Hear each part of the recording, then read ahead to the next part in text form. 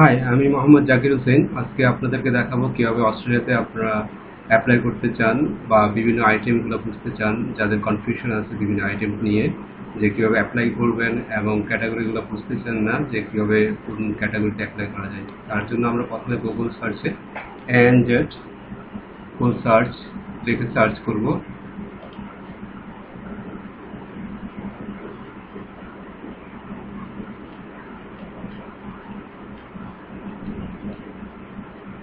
দেখেন এখানে প্রথমে চলে আসছে সার্চ ANZ SEO সার্চ।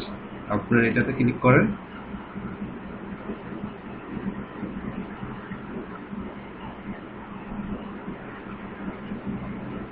আপনাকে এখানে লগ ইন করতে হবে। আমি যেহেতু অলরেডি লগ ইন করা আছি, তার জন্য এখানে আমার অলরেডি একটা অ্যাকাউন্ট ক্রিয়েট করা আছে, তার জন্য এটাতে করতে হবে না। তো আপনারা এখানে যখন এই সাইন আপ যাবে, তখন একটু কষ্ট করে আপনারা একটু সাইন আপ করে দেবেন।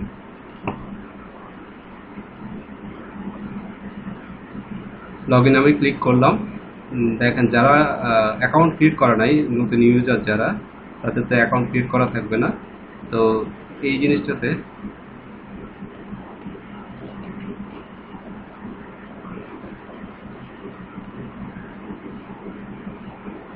সরি, আপনারা রেজিস্টারে ক্লিক করবেন। এইটাতে ক্লিক করলে আপনি একটা ইউজার ইনফরমেশন আমি দেখিয়ে দিচ্ছিলাম। এখানে আপনার register for this user name দিবেন, ইমেল আইডি যেটা আপনি ইউজ করতে চান, যেটাতে সব ইমেল আইডি আপনার আসবে, কোন ইনফরমেশন আপডেটেড হয় সেটা ইনফরমেশনটা আসার জন্য। ফার্স্ট নেম, লাস্ট নেম এগুলো আসলে পাসপোর্ট অনুসারেই হইতে হবে তা না, এটা জাস্ট একটা ইউজার অ্যাকাউন্ট আপনি ক্রিয়েট করলেন। তারপরে যদি আপনি সমস্ত ইনফরমেশন দেখতে চান এই পেজের, ওয়েবসাইটের, এই পোর্টালে, তখন আপনি সমস্ত দেখতে পারবেন। এখন আমি লগ ইন করলাম, আমার ইউজার অ্যাকাউন্ট ক্রিয়েট করা আছে।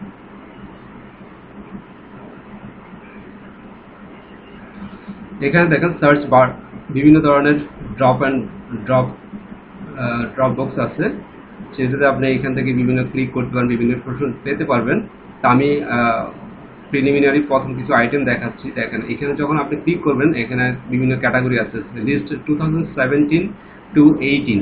তো এই সেশনে যে লিস্টগুলো আছে আপনি এখানে পাবেন, আর লাস্ট আপডেটেড ইনফরমেশনগুলো এখান থেকে পাবেন।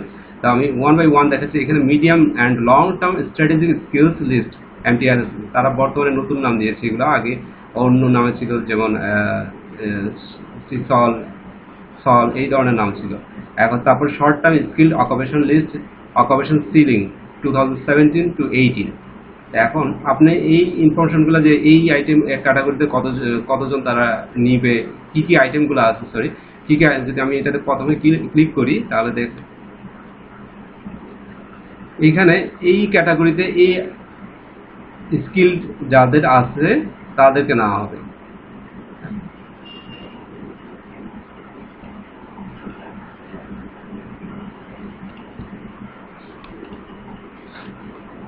ST সল শর্ট টার্ম, এটা যাদের এই ক্যাটাগরি মিট করে তাদেরকে নেওয়া হবে। তারা এই ক্যাটাগরিগুলোতে অ্যাপ্লাই করতে পারবেন, যারা এই ক্যাটাগরিগুলোতে চান। সবগুলো ক্যাটাগরি একটু কাইন্ডলি দেখবেন, আমি হয়তো একটা দুটো ক্যাটাগরি নিয়ে কথা বলবো এখানে। তারপরে যদি রিকোয়েস্ট পাই, হয়তো আরও ফার্দার নিয়ে এটা নিয়ে কাজ করব। আচ্ছা, এইখানে দেখেন অকুপেশন সিলিং,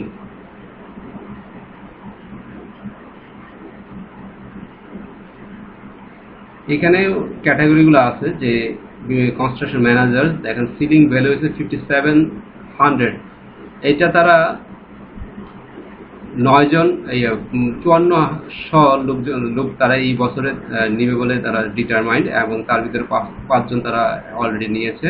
এবং এটা হচ্ছে ক্যাপাবিলিটি 99.9%, অ্যাভেলেবিলিটি লেফট, এখনো এই পার্সেন্টেজ তারা বাকি আছে। এটা আপনি যা বাদ দিবেন, এতজন বাকি, এরকম করে সবগুলো আপনি দেখে নেবেন। আমি তাহলে যদি এখান থেকে চুজ করি একটা আইটেম, যদি আপনি কন্ট্রোল F দেন, দেখেন আমি যদি একটা আইটি ক্যাটাগরি নিই, যাতে আমি আইটি স্টুডেন্ট একজন, 263,111 কম্পিউটার নেটওয়ার্ক প্রফেশনাল, এই আইটেমটা নিয়ে আমি যদি কথা বলি আজকে। এটা দেখেন এই medium and long term strategic list, এটা হচ্ছে তারা লং টার্ম ধরে এই ক্যাটাগরিটা নিবে, এবং শর্ট টার্ম হচ্ছে যে এটা শর্টলি তারা এটা অ্যানাউন্সমেন্ট দিয়েছে এবং যে কোনো সময় তারা এটা অফ করে দিতে পারে। এখন আমি যদি এই যে আইটেমটা আমি এখানে সার্চ করলাম, এটার পোর্ট নাম্বারটা যদি এখানে সার্চ থেকে দেখি, সার্চ যেহেতু আমি আইটি প্রফেশনাল দেখাচ্ছিলাম যে আইটিতে কীভাবে এই ক্যাটাগরিতে কীভাবে অ্যাপ্লাই করবেন। 2631 এখন দেখেন 26 ওই ক্যাটাগরি যেটা আমি এখান থেকে নিলাম।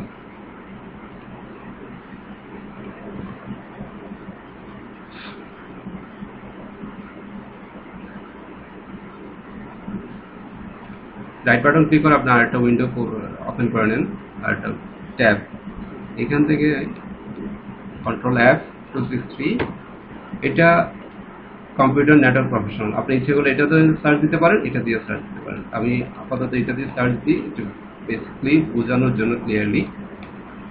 এখানে দেখেন এই ক্যাটাগরির আন্ডারে সাব ক্যাটাগরি আছে তিনটা, যে 2631 এর আন্ডারে দেখেন এখানে computer network and systems engineer, network administrator, network analyst. তা আপনি যেটাতে অ্যাপ্লাই করতে চান, আমি যদি এইটাতে অ্যাপ্লাই করি, এটা সম্বন্ধে আমি জানতে চাচ্ছিলাম যে এটাতে আমি অ্যাপ্লাই করতে গেলে আমার কি কি করা লাগবে। এখানে দেখেন একটা সামারি আকারে দেখিয়েছে যে এই জিনিসটা 26311 এটা হচ্ছে আপনার ক্যাটাগরি। যদি আপনি এটাতে অ্যাপ্লাই করতে চান, এটা basically basic concept is same for all. MTSFL it is a long term, তারা এটা নিচ্ছে, শর্ট টার্ম আপাতত নেয়। তার মানে আপনি লং টার্ম এটা আপনি অ্যাপ্লাই করতে পারবেন, শর্ট টার্মের জন্য এই শর্ট টার্ম ক্যাটাগরিতে এটা নাই। এইখানে আর এটা দেখেন যে এলিজিবিলিটি 189, আপনার তিনটা ক্যাটাগরি আছে ভিসা ক্যাটাগরি, 189, 489 এবং 190, 489। এখন দেখেন আপনি 190 জন্য এলিজিবল। 190 হচ্ছে আপনি ইন্ডিপেন্ডেন্ট, আপনি যে কোনো স্টেটের জন্য তারা আপনি 190তে অ্যাপ্লাই করলে যে কোনো স্টেটের জন্য তারা নমিনেট করবে, মানে আপনাকে যদি গ্র্যান্ট করে ভিসা, তাহলে আপনি যে কোনো স্টেটেই মুভ করতে পারবেন। আর 190 হচ্ছে যে স্পেসিফিক একটা স্টেটের জন্য, যেমন মনে করেন যে আপনি এইটা দেখেন এইখানে এইটার একটা কন্ডিশন আছে, বিভিন্ন যে প্রশ্নগত যে মার্কগুলো থাকে, এটা হলো যে ক্রস চিহ্নটা হচ্ছে যে আপাতত এই স্টেটে এটা লাগবে না, 489 লাগবে না, আর এটা কোথাও দেবো কন্ডিশন অ্যাপ্লাই। আর এখানে দেখেন নিউ সাউথ ওয়েলসে আপনি এই ক্যাটাগরিটা টিক চিহ্ন দেওয়া, তার মানে এই স্টেটে লাগবে।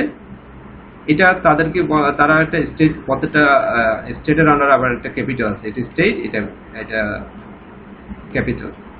যেমন বাংলাদেশ, তারপরে ঢাকা, তাদের বিভিন্ন স্টেট, পুরো অস্ট্রেলিয়ার 8টা স্টেট আছে, তাদের আবার প্রত্যেকটা আবার ক্যাপিটাল আছে। আচ্ছা, এই ক্যাটাগরিতে এইখানে দেখেন এটাতে আপনার এটা টিক চিহ্ন দেওয়া আছে, তার মানে আপনি 190তে অ্যাপ্লাই করতে পারবেন এবং 489ও অ্যাপ্লাই করতে পারবেন। তাসমানিয়াতে আপনি পারবেন, ভিক্টোরিয়াতে পারবেন, এবং সাউথ অস্ট্রেলিয়াতে আপনি 489 করতে পারবেন, কিন্তু এখানে কন্ডিশন আছে যে আপনার একটা কন্ডিশন ইয়েলো মার্কস, ঠিক আছে, এখানে একটা কন্ডিশন দেওয়া আছে যে এই কন্ডিশন এটা হয়তো একটা হাই পয়েন্ট লাগবে এই অস্ট্রেলিয়া, সাউথ অস্ট্রেলিয়াতে অ্যাপ্লাই করতে। আপনার পয়েন্টগুলো নিয়ে আমি পরে কথা বলবো, আপাতত এই স্টেটের বিভিন্ন ক্রাইটেরিয়াগুলো আমি বুঝেছি। 190 এর পয়েন্ট কত হয়, 489 এর পয়েন্ট কত হয়, স্টেট এলিজিবিলিটি সেম জিনিস। যে এইখানে অস্ট্রেলিয়া আপনি আগে যেটা দেখলেন এখানে ক্লোজড, তারপর নিউ সাউথ ওয়েলস এটা ওপেন আছে, এইখানে 190-র জন্য এই নিউ সাউথ ওয়েলস ওপেন আছে। আপনি যদি 489 করতে চান, সেখানে রিজিওনাল সাউথ কোস্ট এবং ইনল্যান্ড, তারপরে এইটাতে স্পেশাল কন্ডিশন যেটা বলছিলাম কন্ডিশন অ্যাপ্লাই। তাসমানিয়াতে এটা দেখে নেবেন যে ওইখান থেকে ওপেন আছে। এবং এখানে দেখেন ভিক্টোরিয়াতে যখন অ্যাপ্লাই করবেন এই ক্যাটাগরিতে, এই ক্যাটাগরির জন্য, তখন অবশ্যই প্রত্যেকটা ব্যান্ড 7 লাগবে, এবং এই ক্যাটাগরিগুলো আপাতত তারা অফ করে রাখছে যে আইটির জন্য এটাতে এইগুলোতে অ্যাপ্লাই করলে আপনার কাজ হবে না, তারা নিবে না। আপনি যখন স্কিল অ্যাসেসমেন্ট করাবেন তার আগে আপনাকে এটা এনশিওর করতে হবে যে আপনি আসলে এই স্টেটের জন্য অ্যাপ্লিকেবল কিনা, যদি আপনি ওয়েব ডিজাইনার হিসেবে অ্যাপ্লাই করেন। আমি ফাঁকে একটু বলে নিই, একটু যদি আপনার পড়ালেখা করেন, একটু যদি ঘাটাঘাটি করেন, তাহলে কোনো এজেন্সির কাছে যেতে হবে না, আপনি নিজে নিজেই সব কিছু করতে পারবেন। আচ্ছা, এখানে প্রত্যেকটা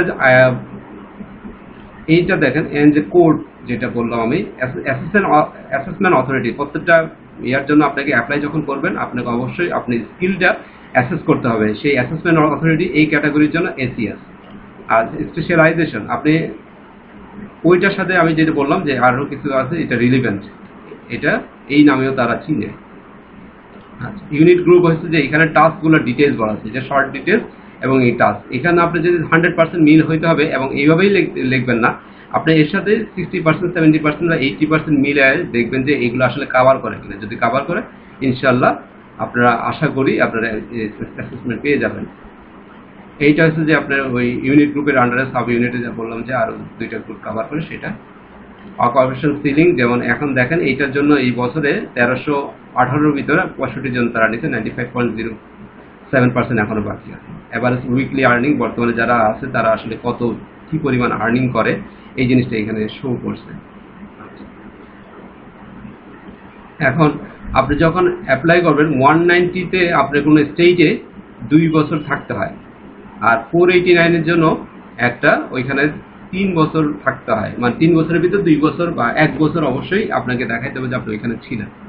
আচ্ছা, এখন 190 এবং 189 এবং 189 আপনি যে কোনো স্টেটে মুভ করতে পারবেন, এটার জন্য আপনি কোনো কিছু করতে হবে না। এবং 190-তে আপনি ওই স্টেটে অবশ্যই 2 বছর থাকতে হবে।